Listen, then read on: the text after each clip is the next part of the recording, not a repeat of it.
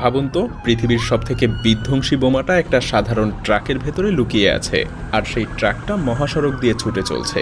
পারমাণবিক বোমা, একটা মাত্র বিস্ফোরণেই যে অস্ত্র পুরো শহরকে মাটির সাথে মিশিয়ে দিতে পারে। একটু ভুল হলেই কি হতে পারে কখনো ভেবে দেখেছেন?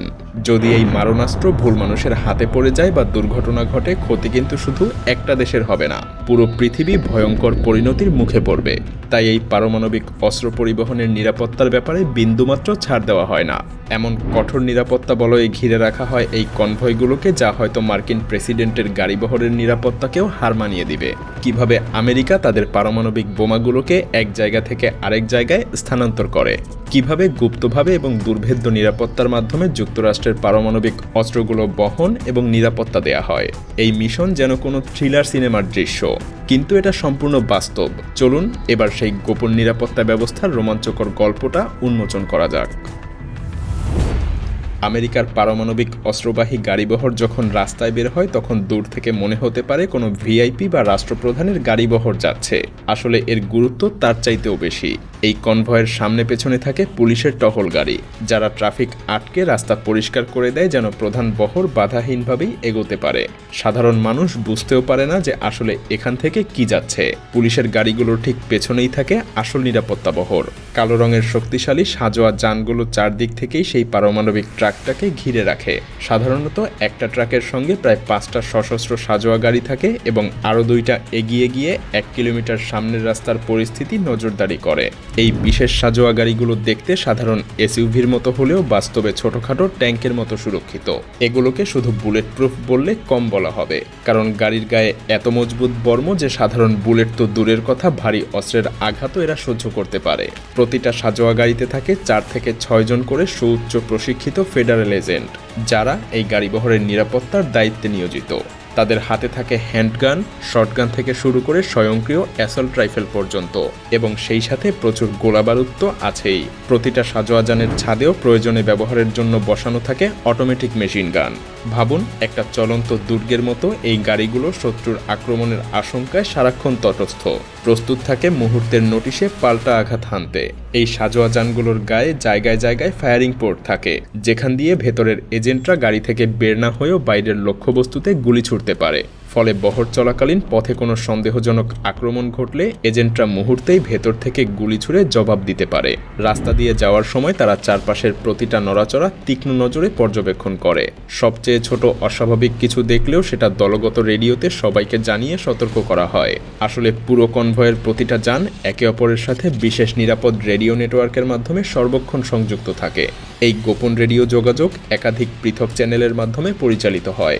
একাধিক চ্যানেল ব্যবহারের উদ্দেশ্য হলো শত্রুপক্ষ যদি একটা ফ্রিকোয়েন্সি জ্যামও করে, তবুও যেন অন্য চ্যানেলে বহরের এজেন্টরা পরস্পরের সাথে কথা বলতে পারে এবং সাহায্যের জন্য ডাকতে পারে। উদাহরণ হিসেবে, একটা চ্যানেলে সব সাজোয়া গাড়ি নিজেদের মধ্যে আক্রমণ হলে কি করবে তা সমন্বয় করে, আর একটা চ্যানেলে সামনের দূরবর্তী স্কাউট গাড়িগুলোর পরিস্থিতির আপডেট দেয়া হয়, এবং তৃতীয় একটা চ্যানেলে কেন্দ্রীয় নিরাপত্তা কক্ষের সাথে সবসময় যোগাযোগ রক্ষা করা হয়। আলাদা আলাদা কোড নেম এবং এনক্রিপ্টেড ভাষায় কথা বলা হয়, যাতে এর অর্থ বাইরের কেউ বুঝতে না পারে। কনভয়টার সাথে যুক্ত থাকে একটা জাতীয় কন্ট্রোল সেন্টার, যা 24 ঘন্টা রিয়েল টাইমে তাদের গতিবিধি পর্যবেক্ষণ করে। কোনো বিপদের আভাস পেলেই এই নিয়ন্ত্রণ কেন্দ্র থেকে সাথে সাথে নিকটবর্তী বিশেষ পুলিশ বাহিনীকে সাহায্য করার জন্য পাঠানো হয়। তবে অতিরিক্ত বাহিনী এলেও সরাসরি কনভয়ের এজেন্টদের সঙ্গে তারা মিশে যেতে পারে না।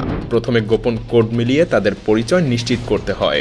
নিয়ন্ত্রণ কেন্দ্র থেকে আসা বাহিনী এবং কনভয়ের এজেন্ট উভয় পক্ষের কাছে বিশেষ কোডওয়ার্ড পাঠানো হয় গোপন সংকেতের মাধ্যমে। ঘটনাস্থলে পৌঁছে দুপক্ষ পরস্পরকে সেই কোডওয়ার্ড জানায় এবং সেটা যাচাই করে নেয়। কোড মিললে তবেই তারা একসাথে অভিযান চালাবে। যদি না মেলে তবে নবাগত দলকে অবিলম্বেই শত্রু ভেবে প্রতিহত করা হবে। এই পদ্ধতির কারণ একটাই, যেন কোনো হামলাকারী ভুয়া পুলিশ বা ভুয়া সৈন্য সেজে কনভয়ের কাছে এসে বিশ্বাস ভাঙতে না পারে। এবার আসি মূল ট্রাকটার গল্পে। যে ট্রাকটা এই মহাবিধ্বংসী বোমা বহন করে, সেটা দেখতে অন্যান্য বড় ট্রাকের মতোই সাদামাটা মনে হতে পারে, কিন্তু এটা মোটেও কোনো সাধারণ ট্রাক না। এটার পুরো দেহটাই বিশেষভাবে তৈরিকৃত ইস্পাতের কঠিন বর্মে ঢাকা। কোনো সাধারণ যন্ত্র দিয়ে এই ট্রাকের গায়ে ছিদ্র করা বা কাটা প্রায় অসম্ভব। এমনকি ভয়াবহ দুর্ঘটনা বা বিস্ফোরণেও এর গায়ে সহজে ফাটল ধরবে না। যদি একে আগুনের মাঝেও ফেলে রাখা হয় তাহলে ট্রাকের ভেতরে যে পারমাণবিক বস্তু আছে তা বেশ কয়েক ঘন্টা পর্যন্ত নিরাপদে থাকবে। এতটা থার্মাল প্রোটেকশন দেওয়া থাকে এর গঠনে। চালকের কেবিনটাও সম্পূর্ণ বুলেট প্রুফ এবং বোমা প্রুফ। বাইরের দিক থেকে এর দরজা খোলার কোনো উপায় নেই। কেবিনের দরজা কেবল ভেতর থেকেই খুলবে। ট্রাকটার ওজনও অন্যান্য সাধারণ ট্রাকের তুলনায় অত্যন্ত বেশি। শক্ত ইস্পাতের বর্ম আর বিশেষ কিছু যন্ত্রপাতির কারণে এই ট্রাক দানবের মতো ভারী। অতিরিক্ত ওজনের কারণে খুব দ্রুত গতিতে ছুটতে বা মোড় নিতে এই ট্রাকটা কিছুটা ধীর গতির, যা আপাতদৃষ্টিতে একটা দুর্বলতা মনে হতে পারে। কিন্তু এর মধ্যেই লুকিয়ে আছে আরেকটা চমকপ্রদ ফাঁদ। ধরুন সমস্ত প্রতিরক্ষা ব্যবস্থা ভেদ করে কোনোভাবে আক্রমণকারীরা ট্রাকটার নিয়ন্ত্রণ নিয়ে নিল।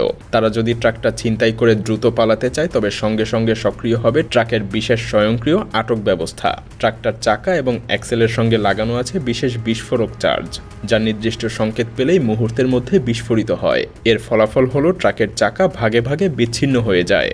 চাকার ধারা আলাদা হয়ে গিয়ে পুরো ট্রাক মাটিতে ঢলে পড়ে। এই বিশাল ওজনের ট্রাক তখন চাকা ছাড়া 1 ইঞ্চিও সরানো যাবে না। অর্থাৎ জোর করে ছিনতাইয়ের চেষ্টা করা মাত্রই ট্রাক নিজে থেকেই নিজেকে স্থির করে দিবে, হামলাকারীদের হাত থেকে পালানোর পথ কেড়ে নিবে। কিন্তু এত কিছুর পরেও ট্রাকের ভেতরে থাকা পারমাণবিক বোমাটা তখনও এক নিরাপদ কন্টেইনারে তালাবদ্ধ থাকে। এই পুরো বহর সর্বদা আকাশ থেকেও নজরবন্দি থাকে। কনভয়ের ওপরে আকাশ থেকে ঘুরতে থাকে সশস্ত্র হেলিকপ্টার স্কোয়াড্রন, যারা উপর থেকে পুরো পথটাকেই পর্যবেক্ষণে রাখে। এক মুহূর্তের জন্য যেন আকাশপথের নজরদারি দুর্বল না হয়, তাই হেলিকপ্টারগুলো পালাক্রমে দায়িত্ব পালন করে। একটা হেলিকপ্টারের জ্বালানি কমে এলে আগেভাগেই আরও 2টা হেলিকপ্টার তার জায়গা দখল করে নেয়। এই হেলিকপ্টারগুলোর মধ্যেও থাকে অতিরিক্ত বিশেষ বাহিনী। যদি বহর কোনো মারাত্মক হামলার মুখে পড়ে তখন আকাশ থেকে এই কমান্ডো দল দ্রুত অবতরণ করে পরিস্থিতি সামাল দেবে। সব মিলিয়ে এমন নিশ্ছিদ্র নিরাপত্তা ব্যবস্থা তৈরি করা হয়েছে যে এই কনভয়ের ধারে কাছেও ভিলেনদের পৌঁছানো প্রায় দুঃসাধ্য। এটা যতটা অবিশ্বাস্য শোনায়, সত্যিই এটা এক দমবদ্ধ কড়া নিরাপত্তা বলয়, যা পৃথিবীর সবথেকে ধ্বংসাত্মক অস্ত্রগুলোকেও ভুল মানুষের হাত থেকে রক্ষা করে রেখেছে।